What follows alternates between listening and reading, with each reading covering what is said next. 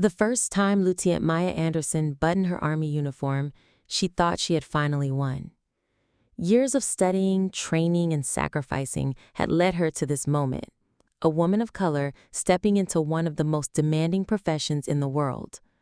To her, the uniform wasn't just fabric and badges, it was a shield of honor, a symbol of equality.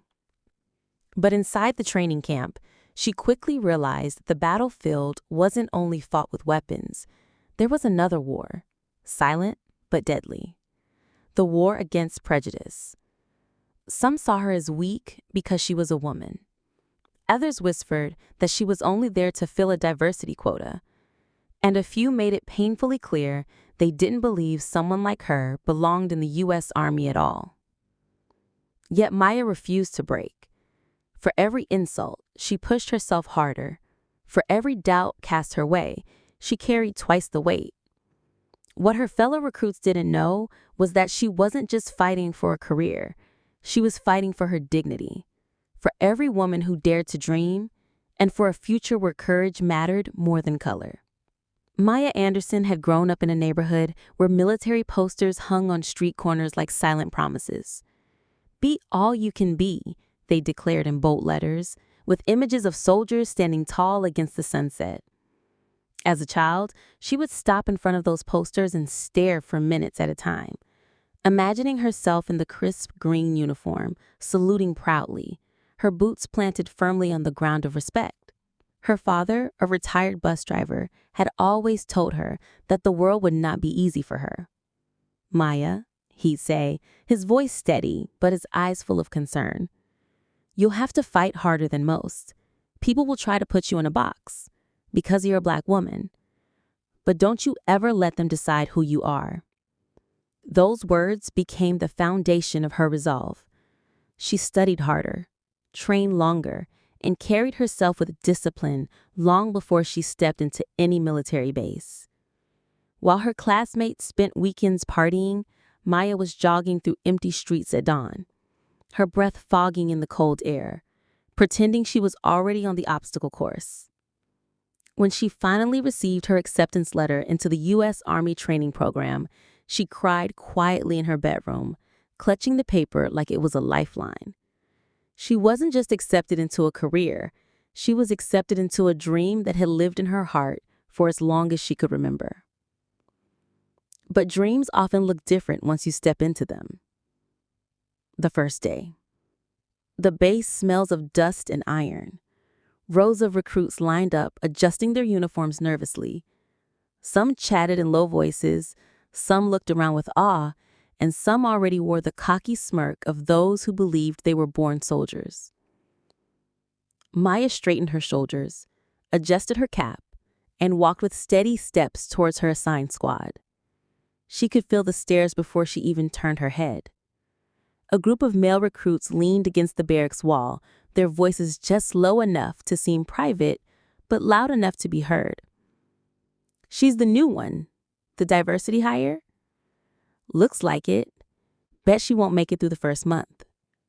Maya's jaw tightened, but she kept walking. She had promised herself long ago never to let their words break her stride. The drill sergeant's voice thundered over the training ground. "Line up! Eyes front!" The recruits scrambled into formation. Maya stood in the front row, her eyes fixed forward. But she could still feel it, the weight of judgment pressing against her back like a shadow that refused to let go. The first test. That afternoon, the recruits were ordered to run the obstacle course, the first challenge of many. Mud pits, rope climbs, high walls, barbed wire. It wasn't just about physical strength. It was about endurance, teamwork, and determination. Maya had prepared for this moment all her life. She launched forward when the whistle blew, her legs pumping, her lungs burning with effort. She was among the first to clear the mud pit, one of the fastest up the rope climb. But when she reached the high wall, she saw two male recruits struggling. She reached out a hand to help, but one of them sneered. "Don't need help from you." He spat, pulling himself up awkwardly. The other chuckled. "Yeah, we can manage without charity." Maya pulled herself over the wall in silence. She wanted to shout, wanted to ask why they hated her without even knowing her. But she swallowed the words. She had been warned about this, that in the army, as in life, she would have to prove herself over and over. By the time the course ended, Maya had finished in the top 5. But instead of recognition, she overheard another whisper. Don't get too excited. She's just lucky. Won't last when it gets serious.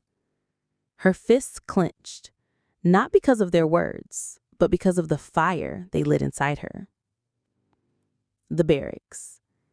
That night, Maya lay in the barracks listening to the soft hum of voices. Some recruits joked about their hometowns. Others shared stories of girlfriends or high school football games. Maya stayed quiet, folding her uniform neatly, polishing her boots until they shone. Across the room, she caught a group of women whispering. One of them glanced her way, then said, "She thinks she's better than us. Watch her. She's just trying to prove something." Maya exhaled slowly. She wasn't trying to prove something. She was proving something, but not for herself, for everyone who had been told they didn't belong. As the lights went out, Maya whispered to herself, "You belong here, no matter what they say." Morning came with the sharp blast of a whistle. The recruits scrambled out of their bunks, pulling on boots and uniforms, barely awake. Maya had already been up for half an hour, quietly jogging in place at the far end of the barracks. She wanted to be ready before anyone else. It was her way of staying one step ahead of the whispers. The drill yard was cold. Breath turned into mist. Boots slammed against the ground in unison. Sergeant Collins, a tall man with a permanent scowl, paced in front of them. He had a reputation already. Tough, unforgiving, a man who believed the army was no place for weakness. But it didn't take long for Maya to notice something else, the way his gaze lingered on her longer than on others. "All right, recruits," Collins barked. "Today we see who's soldier material and who's just here to waste oxygen." He ordered them into push-ups, then sit-ups, then a mile-long sprint. Maya kept pace, her body aching, but her spirit burning. When she crossed the finish line, she was among the first 10. Sweat dripped down her face, but she stood tall. Collins walked past the finishers, nodding at a few. When he reached Maya, his lip curled slightly. "Not bad," he said, his voice low, but carrying enough edge for others to hear. "But let's see how long you last when things get real. Out here, it's not about quotas or politics. It's about survival." A few recruits chuckled behind her. Maya swallowed hard, her nails digging into her palms. His words weren't just criticism, they were a reminder. To him, she wasn't a soldier yet. She was just a symbol, a token. A subtle war. In the following weeks, the pattern became clear. Collins always seemed to find fault in Maya's work. If her bunk was made perfectly, he would find a wrinkle. If her rifle was cleaned spotless, he would swipe a finger and claim there was dust. "Standards, Anderson," he would bark. "Maybe they were lower where you came from, but not here." The other recruits noticed. Some smirked behind her back, relieved that the sergeant's attention wasn't on them. Others pitied her, offering sympathetic glances, but no words. No one dared to defend her. Speaking up against Collins was a risk no recruit wanted to take. At night, Maya sat on her bunk, staring at her calloused hands. The army was supposed to be about equality, about standing side by side, united under the same flag. But here, she felt the same divisions she had faced in the outside world. Yet she refused to give in. Each insult became fuel. Each unfair punishment became another chance to prove she was stronger than they believed. The fire drill. One rainy night, the alarm blared across the barracks, a fire drill. Recruits scrambled in chaos, pulling on jackets and boots, rushing into the storm. Collins stood at the gate, stopwatch in hand, barking orders. Move, move like your lives depend on it. Maya ran with her squad, rain soaking her uniform, mud splashing against her legs. Halfway to the designated zone, one of the recruits, a lanky boy named Harris, slipped and twisted his ankle. He cried out, collapsing in the mud. The others hesitated, torn between stopping for him or obeying orders. Colin's voice thundered from the distance. "Leave him if you have to. The mission doesn't stop for the weak." Maya didn't think twice. She bent down, hoisting Harris onto her back despite his protests. "You'll slow down," he groaned. "Shut up and hold on," Maya snapped, her teeth gritted. The weight nearly crushed her, but she kept running, each step pounding against the earth like defiance. By the time she reached the zone, she was soaked, trembling, her muscles screaming. She dropped Harris gently to the ground, then collapsed beside him. Collins was there, stopwatch ticking. He stared at her for a long moment, then at Harris. His jaw tightened. "You cost your team time. A real soldier knows when to cut losses." Maya looked up at him, rain dripping down her face like tears she refused to shed. The recruits fell silent. Even Harris, clutching his ankle, stared at her with something close to admiration. Collins said nothing more, only blew his whistle and dismissed them. But the look in his eyes was darker than the storm overhead. Allies in the shadows. The next day, Harris limped into the mess hall with crutches. When he saw Maya sitting alone, he walked over and sat across from her. "Thanks," he said, simply. Maya shrugged. Anyone would have done it. "No." Harris shook his head. "Not anyone. They were going to leave me. You didn't." He paused, then added quietly, "They're wrong about you. You don't just belong here. You're one of the strongest here." Maya felt a warmth spread in her chest. For the first time, someone had said aloud what she had been silently proving, day after day.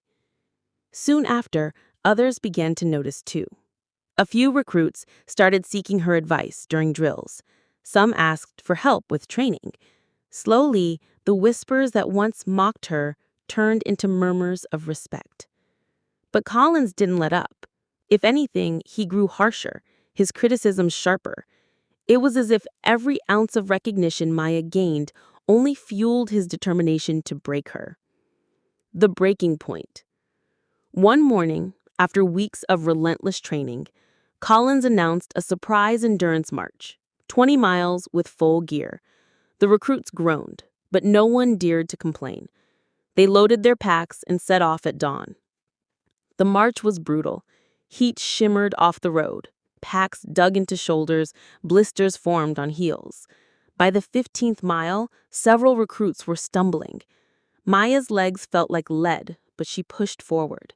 Each step a promise to herself. When near the 18th mile, she heard Colin's voice behind her. "Keep up, Anderson, or is this too much for you?" She turned her head slightly, meeting his gaze. "I'll finish, Sergeant." He smirked.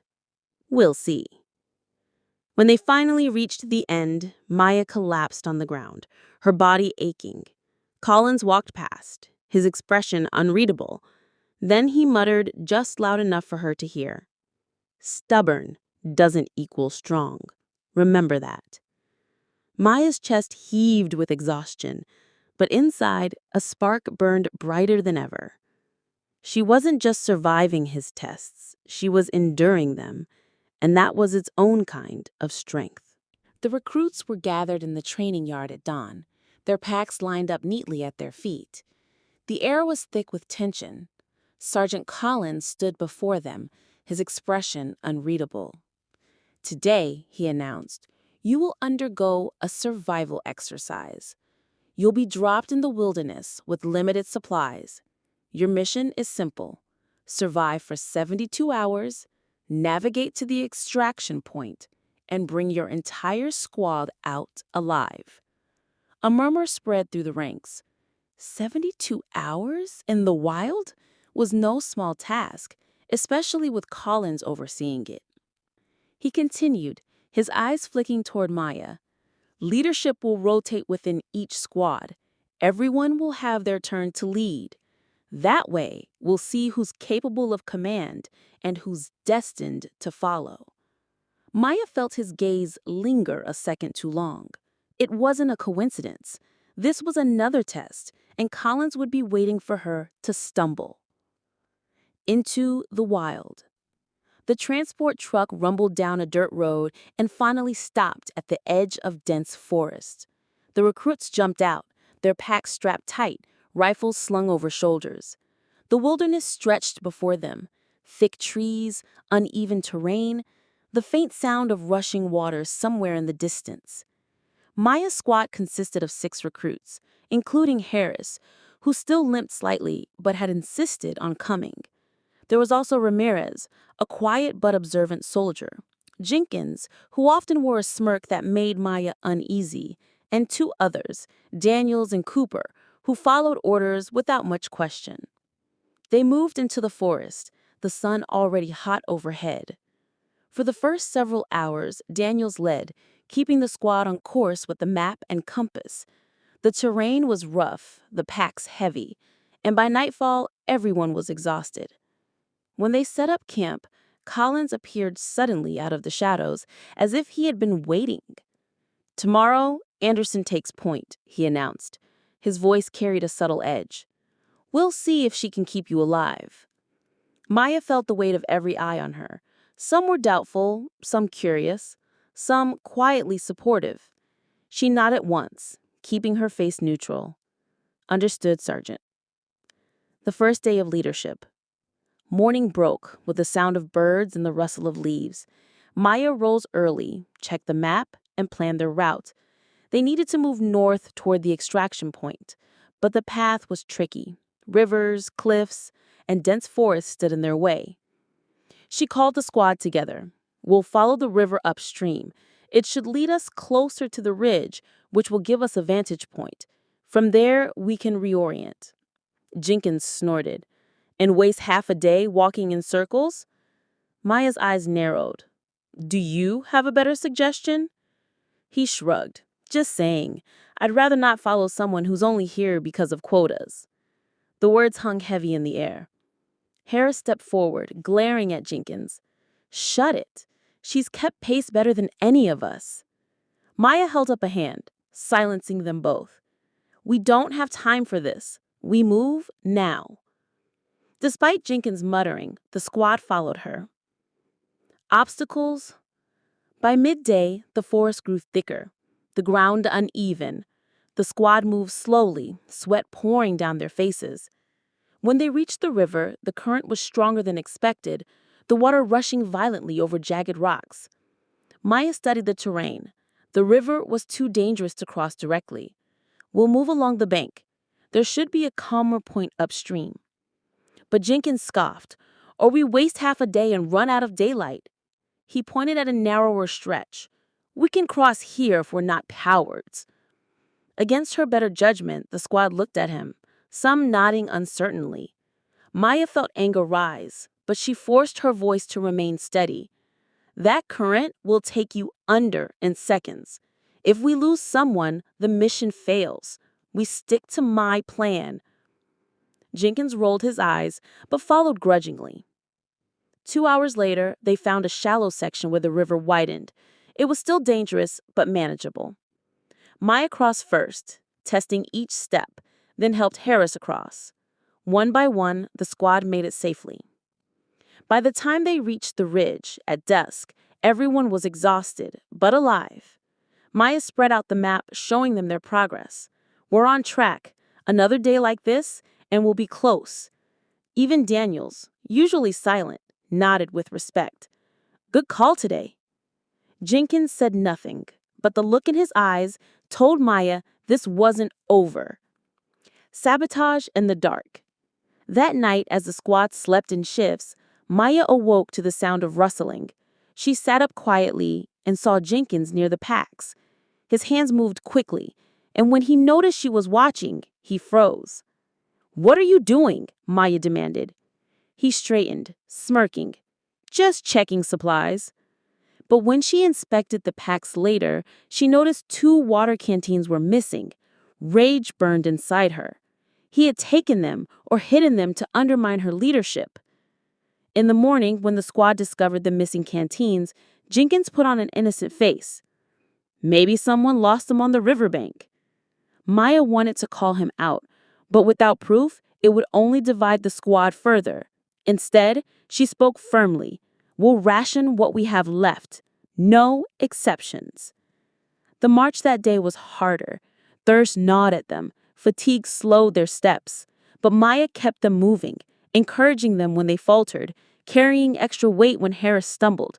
Her body screamed for rest, but her will kept driving her forward. Finally, as the sun began to set, the trees parted, revealing the extraction zone, a wide clearing with the flag marking their endpoint. The squad stumbled into it, collapsing in exhaustion. Maya dropped to her knees, chest heaving, sweat dripping. Collins was there, arms crossed, expression hard.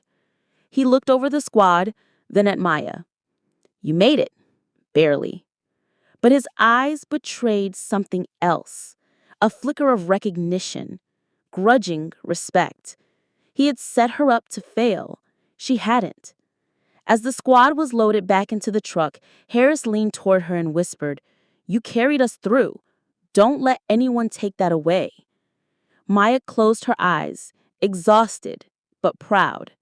She hadn't just survived the wilderness, she had led.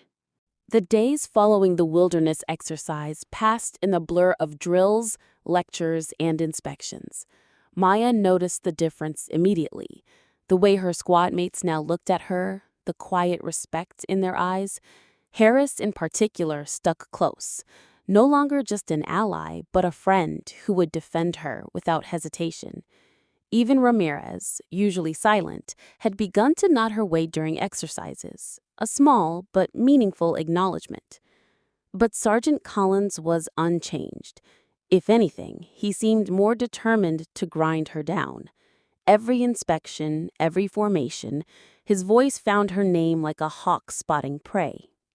Anderson, your boots are 2 shades darker than regulation. Fix it. Anderson, I said tighter formation. Are you deaf? Anderson, if you're so strong, why don't you carry everyone else's pack too? It was relentless.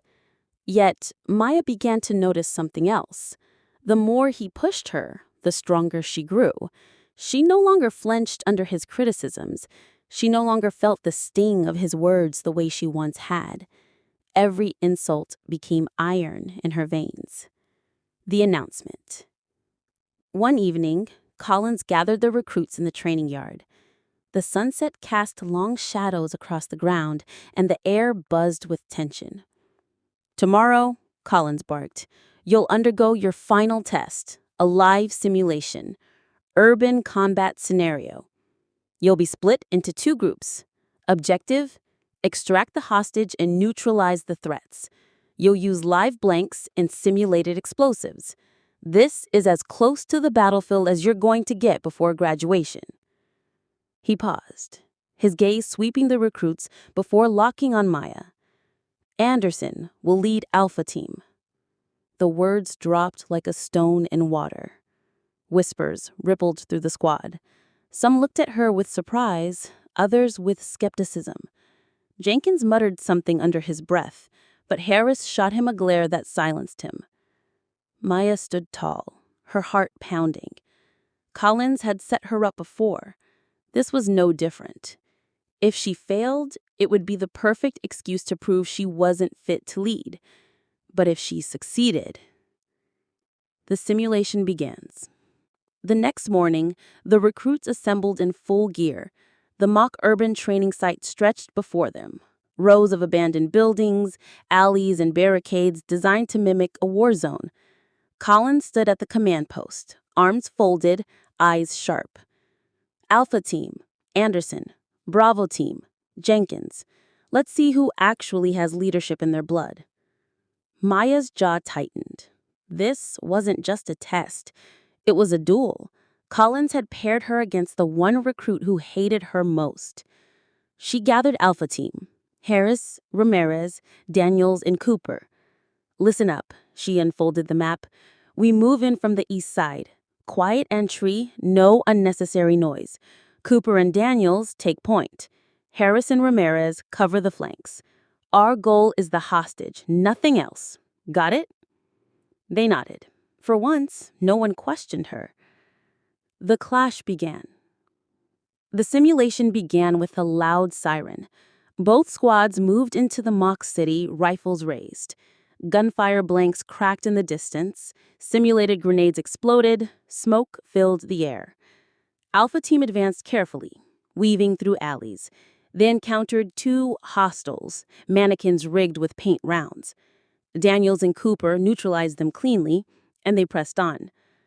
Meanwhile, Bravo Team, led by Jenkins, was taking a more reckless approach. They charged through the main street, drawing fire, making noise. Maya could hear them even from across the city. "They'll get bogged down," Ramirez muttered. "Let them," Maya replied. "Our job is to finish, not to show off." As they neared the building where the hostage was held, the sound of chaos erupted nearby. Bravo Team had engaged heavily, and their shouts echoed through the streets. Maya's team slipped in through the side entrance, clearing rooms systematically. Finally, they reached the hostage, a weighted dummy strapped to a chair. Maya's chest surged with relief.